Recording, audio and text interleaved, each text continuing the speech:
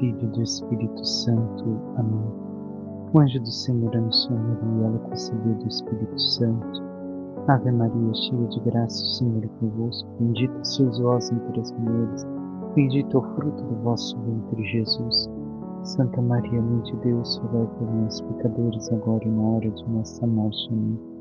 Eis aqui a serva do Senhor, faça-se em mim segundo a vossa palavra. Ave Maria, cheia de graça, o Senhor é convosco. Bendito sois vós entre as mulheres, bendito é o fruto do vosso ventre, Jesus. Santa Maria, Mãe de Deus, rogai por nós, pecadores, agora e na hora de nossa morte. Amém. O Verbo divino se fez carne e habitou entre nós. Ave Maria, cheia de graça, o Senhor é convosco. Bendita sois vós entre as mulheres, bendito é o fruto do vosso ventre, Jesus. Santa Maria, Mãe de Deus, rogai por nós, pecadores, agora e na hora de nossa morte. Amém. Rogai por nós, Santa Mãe de Deus, para que sejamos dignos das promessas de Cristo. Oremos, infundis, Senhor, em nossas almas a vossa graça, como vos pedimos, para que nós, que por iniciação do anjo, viemos a saber o mistério da vossa encarnação, paixão e morte de cruz, cheguemos um dia à glória eterna dos céus pelo mesmo Cristo, Senhor nosso. Amém. Caríssimo irmão e irmã, hoje celebramos a liturgia da terça-feira da 11ª semana do Tempo Comum. Seguimos com o Evangelho de São Mateus, onde o Senhor nos diz: naquele tempo disse Jesus aos seus discípulos: vós ouvistes o que foi dito, amarás o teu próximo e odiarás o teu inimigo. Eu, porém, vos digo, amai os vossos inimigos e rezai por aqueles que vos perseguem. Assim vos tornareis filhos do vosso Pai que está nos céus, porque ele faz nascer o sol sobre maus e bons, e faz cair a chuva sobre justos e injustos. Porque se amais somente aqueles que vos amam, que recompensa tereis? Os cobradores de impostos não fazem a mesma coisa? E se saudais somente os vossos irmãos, o que fazeis de extraordinário? Os pagãos não fazem a mesma coisa? Portanto, sede perfeitos, como o vosso Pai no céu é perfeito. Palavra da salvação, glória a vós, Senhor. Caríssimo irmão e irmã, adentremos um pouco mais naquilo que o Senhor tem a nos dizer no dia de hoje. Estamos em continuidade com o Evangelho destes dias de São Mateus. O Senhor coloca a primeira frase e recordemos algo que já meditamos. Um mandamento que não está nas Sagradas Escrituras, que não se encontra no tempo do Antigo Testamento. É uma mentalidade reinante no tempo de Jesus. Dar ao outro o mesmo que me deu. E Jesus ensina que este não é o caminho do discípulo. Ao discípulo ele diz: amai os vossos inimigos e rezai por aqueles que vos perseguem. Ele pede que nós amemos. E amar nada mais é, se olharmos naquilo que Deus ensina a cada um de nós, o desejar o céu para o outro, a salvação para o outro. Então faz parte deste amar duas coisas. Uma primeira, o rezar. Rezar para que a salvação, a conversão, a libertação aconteça na vida do outro, até mesmo quando tenho dificuldade de relacionamento com o outro, porque nem sempre temos um ódio, por assim dizer, para com as outras pessoas, ou uma inimizade gigantesca. Se realmente aproximar-me daquela pessoa dificulta meu modo de viver, eu vou, talvez por um esforço heróico, se quero crescer na santidade, me fazer próximo da pessoa. Caso contrário, vou estar próximo daquela pessoa e socorrê-la quando isso se faz necessário. Não abandoná-la. Se aquele irmão ou irmã precisa de mim, naquele momento de necessidade, vou ajudar. Aí está o amor. Realmente temos amado? Depois, devemos de compreender ainda por que o Senhor diz amai-vos uns aos outros. Porque se não nos amamos, se nós nos odiamos, nós nos destruiremos. Todos se destruirão. E é isso que leva, muitas vezes, às guerras, nem todas as guerras são assim, mas a maior parte delas sim. Por quê? E, digamos, os conflitos não só bélicos, mas os conflitos, as guerras internas, as guerras com as pessoas à nossa volta, as brigas, as rixas familiares entre pessoas que eram nossos amigos. Por quê? Porque tínhamos uma proximidade, mas quando apareceu algo que projetou um ódio em mim, uma raiva, uma desavença, eu me coloquei contra o outro e isso que fez um tentar destruir o outro. Por isso o Senhor pede que não nos destruamos, mas sim que nos amemos. Ainda compreendamos aquilo que uma vez já disse, recordo uma vez mais Chesterton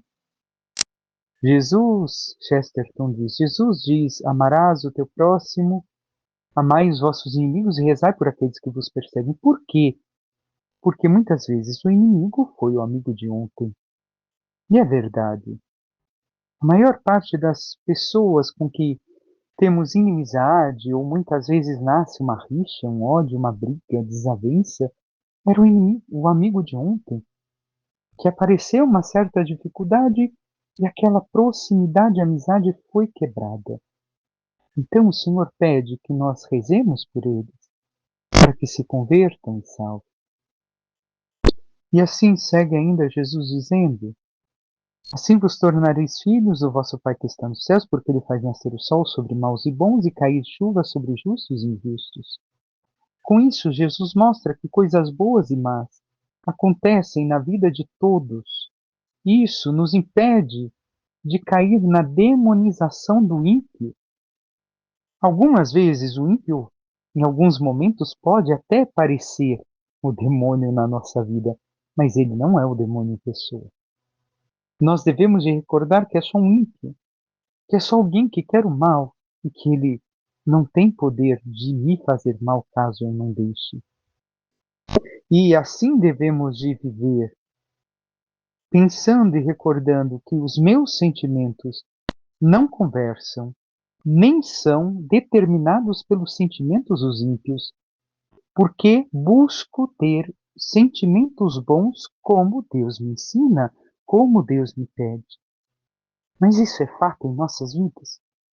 Buscamos ter bons sentimentos como o de Cristo, amando, desejando a conversão, a transformação de vida, rezando pelo outro, até mesmo aqueles que me perseguem e me fazem o mal? Ou nós agimos de outra forma, odiando e desejando o mal para os outros, ao invés de não nos deixarmos tocar pela maldade que vem do inimigo? Recordemos a maior vingança, entre aspas, que um cristão poderia dar ao inimigo é a sua felicidade.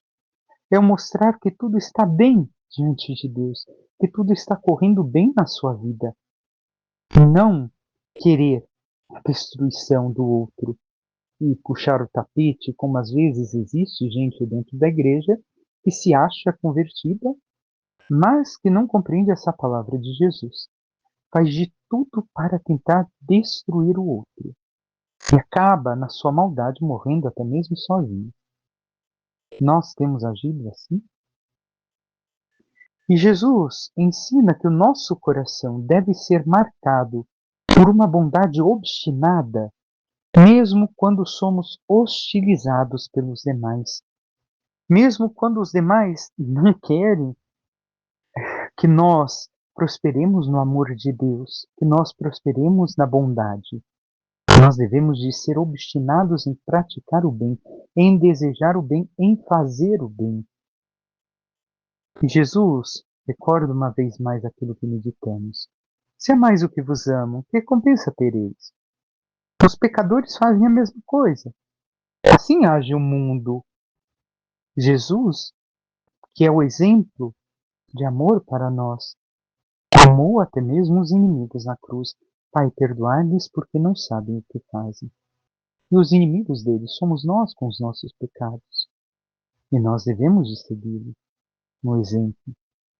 E se saudais somente os vossos irmãos, Saudar aqui, recordemos, é desejar o shalom, a plenitude dos bens messiânicos. O que vocês fazem de extraordinário? Os pecadores, os pagãos não fazem a mesma coisa? Então devemos de desejar esta bondade, esta alegria, os bens messiânicos a todos. Assim como o Pai é perfeito, é santo, nós também devemos de ser santos. E temos crescido nesta perfeição. Passemos brevemente pelo Salmo. Bendize, ó minha alma, ao Senhor. E diz o Salmo: faz justiça aos que são oprimidos, ele dá alimento aos famintos, é o Senhor quem liberta os cativos.